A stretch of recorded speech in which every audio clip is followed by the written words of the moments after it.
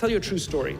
A few months ago, I stayed at the Four Seasons in Las Vegas.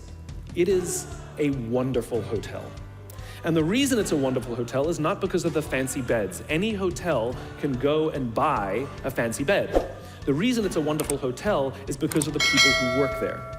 If you walk past somebody at the Four Seasons and they say hello to you, you get the feeling that they actually wanted to say hello to you. It's not that somebody told them that you have to say hello to all the customers, say hello to all the guests, right? You actually feel that they care. Now, in their lobby, they have a coffee stand. And one afternoon, I went to buy a cup of coffee, and there was a barista by the name of Noah who was serving me. Noah was fantastic. He was friendly and fun, and he was engaging with me, and I had so much fun buying a cup of coffee, I actually think I gave 100% tip, right? He was wonderful. So as is my nature, I asked Noah, do you like your job? And without skipping a beat, Noah says, I love my job. And so I followed up. I said, what is it that the Four Seasons is doing that would make you say to me, I love my job?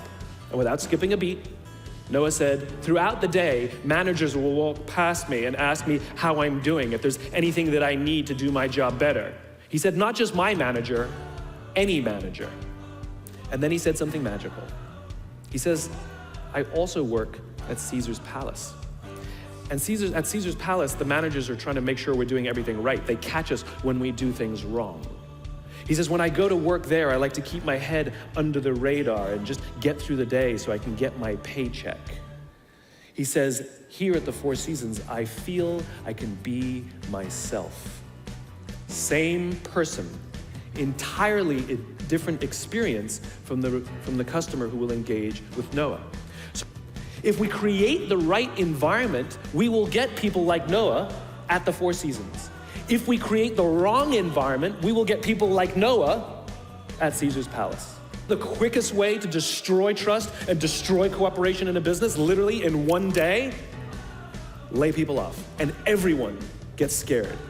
Right? Can you imagine sending someone home to say, honey, I can no longer provide for our family because the company missed its arbitrary projections this year? And forget about the people who lost their job. Think about the people who kept their jobs. Because every single decision a company makes is a piece of communication. And the company has just communicated to everybody else, this is not a meritocracy. We don't care how hard you work or how long you've worked here. If we miss our numbers and you happen to fall on the wrong side of the spreadsheet, I'm sorry, we cannot guarantee employment. In other words, we come to work every day afraid. And we're asking our youngest generation to work in environments where how would any of us ever stand up and admit, I made a mistake? We're constantly being told, you have to be vulnerable. Leaders are vulnerable. What does that even mean? It doesn't mean you walk around crying, I'm vulnerable, right? No, what vulnerability means is you create an environment in which someone feels safe enough to raise their hand and said, I don't know what I'm doing. You've given me a job and I haven't been trained to do it. I need help. I made a mistake. I screwed something up. I'm scared. I'm worried. All of these things no one would ever admit inside a company because it puts a target on your head in case there's another round. And so we keep it to ourselves. And how can a company ever do well if nobody's ever willing to admit they made a mistake, that's scared, or they don't know what they're doing? And so we've literally created cultures in which every single day, everybody comes to work and lies, hides, and fakes. And we're asking our youngest generation to work and succeed and find themselves and build their confidence and overcome their addiction to technology and build strong relationships at work. We're asking them to do this, and these are the environments we've created. We keep saying to them, you're the future leaders. We're the leaders now. We're in control. What are we doing? This is what empathy means. It means if there's an entire generation struggling, maybe it's not them. It's like, you know the only thing that the common factor in all my failed relationships? Me. Same thing. Well, we just can't get the right performance out of our people. Maybe it's you. Right? It's not a generation. It's not them. They're not difficult or hard to understand.